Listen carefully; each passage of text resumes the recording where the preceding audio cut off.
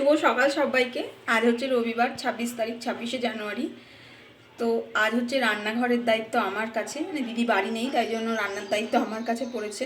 যা সবজি কাটতে গিয়ে নখটাই কেটে গেছে। তো যাই হোক, তাই জন্য ভাবলাম তোমাদের সাথে অনেক দিন পর রান্না করছি, তো তাই তোমাদের সাথে একটু শেয়ার করি।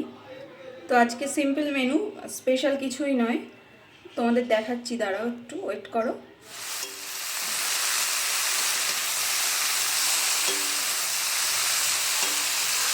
আজকে হচ্ছে, এটা আমার ভীষণ প্রিয়, আগেও তোমাদের সাথে একদিন এই রেসিপিটা শেয়ার করেছিলাম, লাউয়ের ছোকলা। তো লাউ তো আজকে রান্না করব না, আমি কি করেছি, বাড়িতে কেউ নেই, লাউটা রেখে দিয়েছি, লাউয়ের ছোকলাগুলো ছাড়িয়ে ছাড়িয়ে নিয়েছি।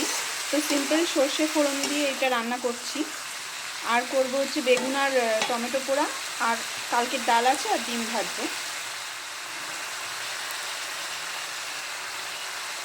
এদিকে বেগুনটাও পোড়া বসিয়ে দিয়েছি। বেগুনটা দেখেছো অনেক বড়, যদিও আরও একটা বেগুন পোড়াবো। এটা হয়ে যাক, তারপর ওটা পোড়াবো। আর টমেটোও পোড়াবো, খুব সুন্দর লাগে খেতে। তো ওদিকে হতে থাক লাউয়ের ছোকলা, আর এদিকে হোক আস্তে আস্তে করে বেগুনটা পোড়া। আর ভাত অলরেডি হয়ে গেছে, তো খাওয়ার সময় ডিমটা ভেজে নেব।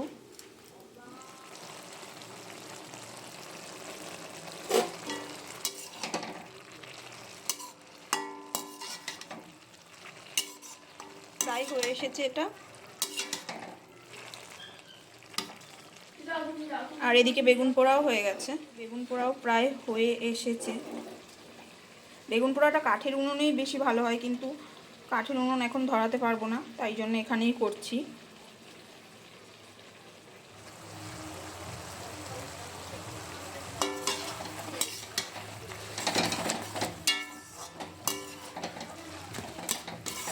হয়ে এসেছে প্রায়, এবারে 5 মিনিট মতো আর একটুখানি টানিয়ে নিই, তাহলেই হয়ে যাবে।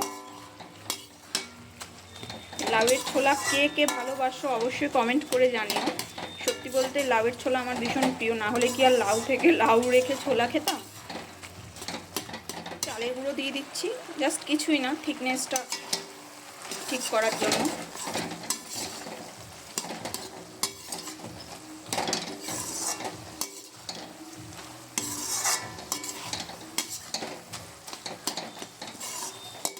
আর দেবো ধনে পাতা।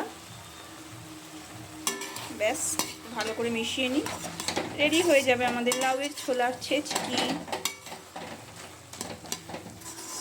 হয়তো অনেক মানুষ জানেই না যে লাউয়ের ছোলা এত সুন্দরভাবে রান্না করা যায়। আমরা যদিও ছোটোবেলা থেকে খেতামই, কিন্তু অনেকে তো জানে না। এদিকে একটা বেগুন পোড়ানো হয়ে গেছে, এরপরে বাকি অর্ধেক বেগুনটা আর টমেটো দুটোও পুড়িয়ে নিচ্ছি। আর একটা টমেটো দিলে ভালো হতো। আর এদিকে লাউয়ের ছোলাটাও হয়ে গেছে। আজকের সব কটা রান্না আমার এত প্রিয়, ডালটা বাদ দিয়ে, যদিও ডালটা আজকে রান্না করিনি, ওটা গতকালের রান্না ছিল।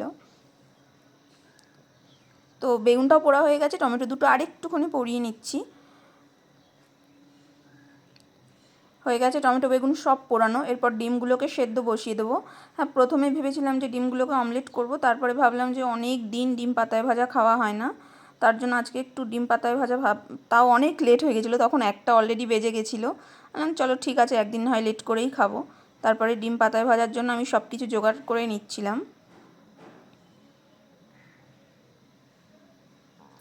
অনেক আগে যদি এটা মাথায় আসতো, মাথাতে আসলে তাহলে এতক্ষণে হয়তো হয়েও যেত।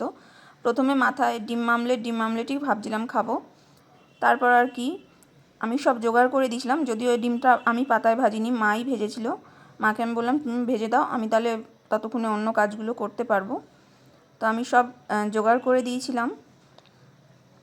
এটাও আমাদের সবার খুব প্রিয় একটা রান্না। যদিও আজকে যে কটা রান্না হয়েছে সে কটা রান্নার মধ্যে যে কোনো একটা রান্না হলেই আমি পেট ভরে ভাত খেয়ে নিতে পারতাম। তাহলে বুঝতেই পারছো যে আজকে ভাতটা একটু বেশিই খাওয়া হবে। তো মা যতক্ষণ ডিমটা পাতায় ভাজে, আমি বেগুনটা আর বেগুনটা টমেটোটা মেখে নিচ্ছি। আগে আমি পেঁয়াজ টেয়াজ সব কেটে রেডি করে রেখেছিলাম, আর দুটো শুকনো লঙ্কা দিয়েছিলাম, যেহেতু আমরা সেরকম ঝাল খাই না, কিন্তু এটা একটু ঝাল ঝাল করেই মেখেছিলাম। তাই আমার মেয়েদের ঝাল বেশি হয়ে গেছিলো, ওরা খেতে বসে ভালো খায় বলেই খেয়ে নিয়েছে, অন্য রান্না হলে এতটা ঝাল দিলে আর খেত না। এটাও হয়ে গেছে মাখা। তো এরপরে স্নানটা করতে যাব, স্নান করে এসে খাবো। তো চলো স্নানটা করে আসি। স্নান হয়ে গেছে, চলো তোমাদের দেখিয়ে দিই আজকে দুপুরের মেনুতে কী কী আছে। ভাত আছে, ডালটা কালকের, এটা হচ্ছে লাউয়ের ছোলাটা, এটা বেগুন আর টমেটো ভর্তা, আর এটা হচ্ছে ডিম পাতায় ভাজা। হয়ে গেছে, চলো খেতে বসি এবার। আমি খেয়ে নিই, আর ততক্ষণে তোমরা কমেন্ট করে জানিও যে আজকের ভিডিওটা তোমাদের কেমন লাগলো। যদি ভালো লেগে থাকে তাহলে অবশ্যই একটা লাইক আর কমেন্ট আর শেয়ার করে দিও। তো চলো দেখা হচ্ছে নতুন কোনো ভিডিওতে অন্য কোনো দিন, ততক্ষণের জন্য সবাই ভালো থেকো।